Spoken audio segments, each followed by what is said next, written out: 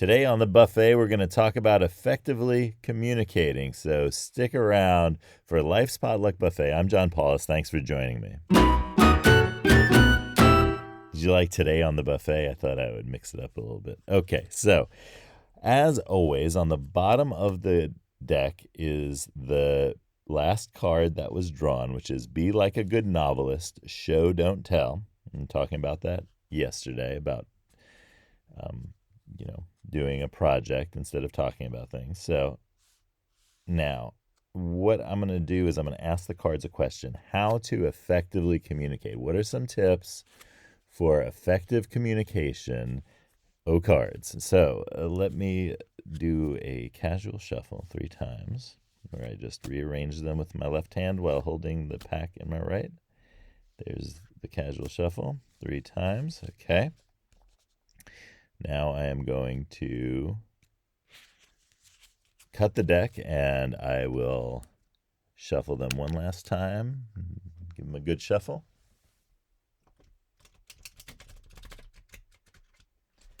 All right, and then I will look for a gap in the cards, and I see one right here.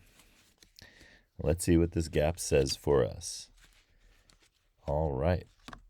Today's card is Think of Your Work Life as a Pie. It's card 13. All right.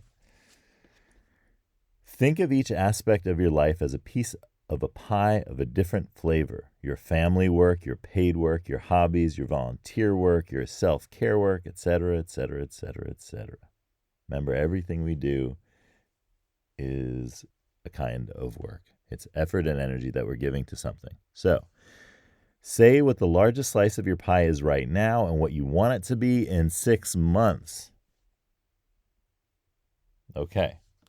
So that is card 13. And the question we asked the deck today was how to effectively communicate. Well, ultimately, this card is vivid communication. The idea that your work life is a pie of different flavors, that's creating an image that is vivid, and effective communication relies on vivid imagery. It doesn't always need to be a visual image that we're describing or talking about or using. I don't like to use the word describing because description is very static. What we're doing is we're kind of deploying the visual images in a way that is active. And I'll talk about that in a second. And that has a lot to do with storytelling. But the image here is very clear. So I think that I'm going to say step 1 to effective communication is having a clear image of what you're trying to communicate. So that's important because when we're kind of noodling around, this is the second time I've used noodling around in a couple of days. Remember, I was talking about, relaxing, playing the piano. I was talking about Lionel Richie and thinking about what your hero is doing at this moment. But when you're noodling around, that's great for inspiration and for relaxation. But when it comes to the final product, the clarity of the image is of the utmost importance to effective communication, and also the consistency of the image. Here, when I'm talking about a pie, you may have heard the idea of not mixing metaphors. Have you heard that idea? Where you're not starting off saying, like, think of your work life as a pie, and as you round the bases, you'll be, shoveling snow. Where you're kind of like making hay while the sun is shining. You're where you're kind of combining different images, and the reason that traditionally, when we're talking about communication, we discourage mixed metaphors is because the clarity of the image goes away when you start adding new images, right? When I started talking about, pie, and then all of a sudden I was talking about a baseball field, and then all of a sudden I was talking about, um, shoveling snow and making hay while the sun is shining. None of these things have to do with each other. Staying consistent in your imagery, so having that clarity and staying consistent in that imagery is really step one of clear communication. So when I was talking about the idea of being imaginative, I think that's the thing that starts off the imagery. That's what we do. That noodling around, that's great to start out, just throwing stuff out there, figuring out what you're feeling. And that is a good kind of process to start putting together your imagery and with clarity. The second step is using the right words for your audience.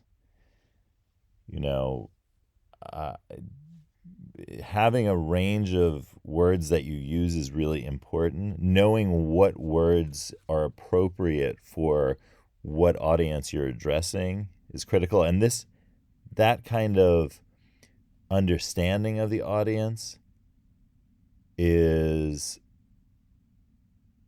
obviously the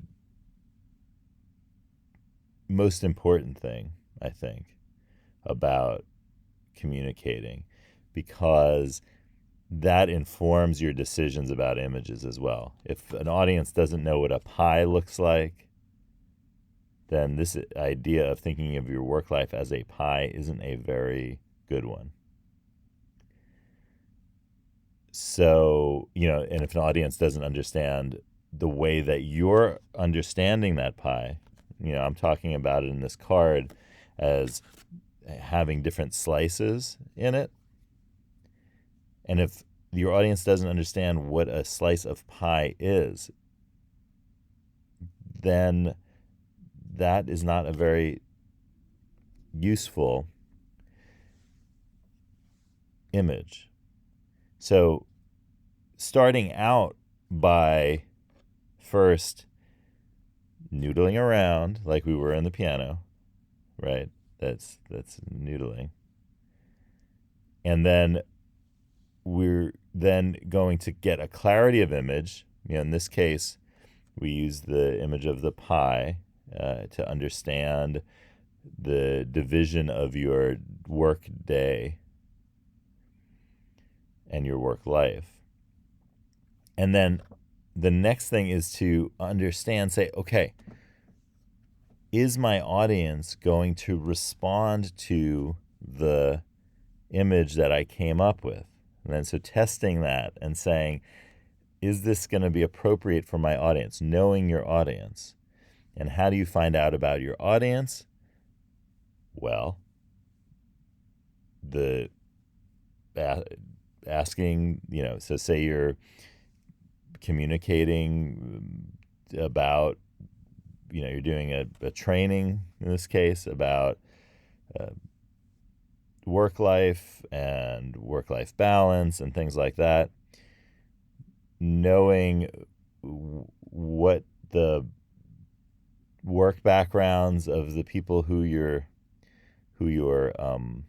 talking to are, understanding what about what their work life looks like, what their inter and intra office dynamics are, getting a sense of that. And you can get a sense of that with, say, you're working with somebody or you're working with a group of people. You get a sense of that from the people who are bringing you in to do this training, or if it's an internal thing, then the people that you work with who are going to understand, obviously, what's going to work and what's going to not. The easiest, in a certain way, is working with a group that you're part of and know well.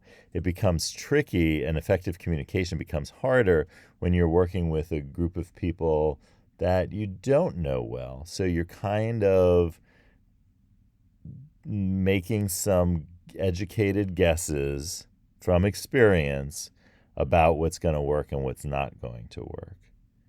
So that gives you a sense of a couple of tips for effective communication.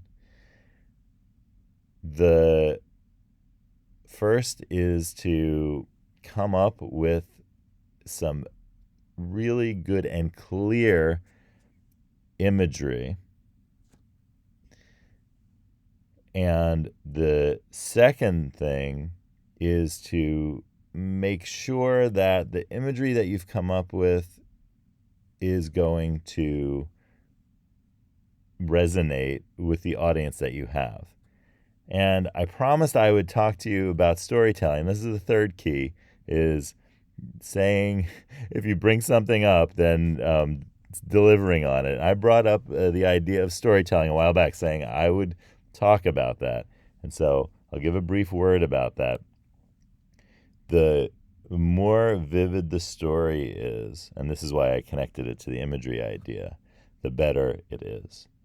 And leading with the storytelling, rather than kind of dry statements of what you're going to say,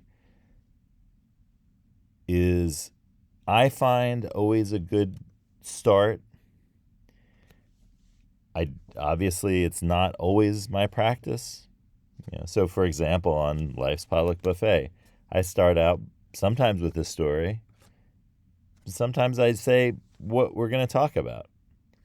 So that idea of variation is important here, but always having something that's vivid that people can hang on to. You probably won't forget the idea that your work life is like a pie with all of these pieces of different flavors based on what the type of work is: family work, paid work, hobbies, volunteer work, etc. How you present that. I could have started with a story about that. In the case of this episode, I did not start with a story about that. But you see how the strong and vivid image that I'm putting out there is the absolute key. That's why I talked about it as a fundamental thing. And the way that I'm going to present that image, whether through storytelling or an explanation, or both, where I tell a story and then explain what I was talking about in the story, that's a really tried and tested way of communicating something. And there's a final thing which I should bring up about effective communication, and that's repetition.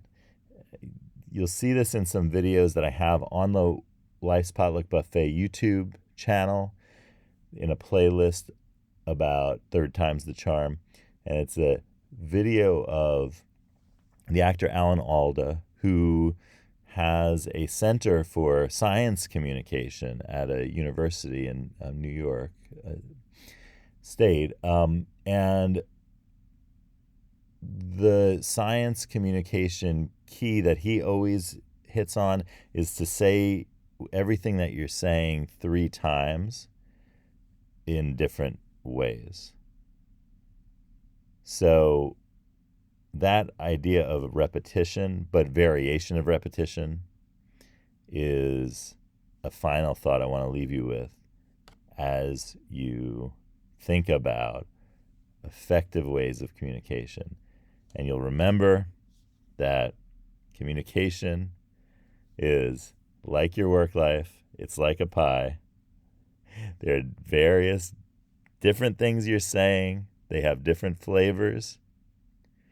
And the size of each piece depends on its importance as you're thinking about it right now, and even more so, what your audience most needs to hear. So if you needed to hear that today, I'm glad you tuned in, and I'll see you tomorrow on Life's Potluck Buffet.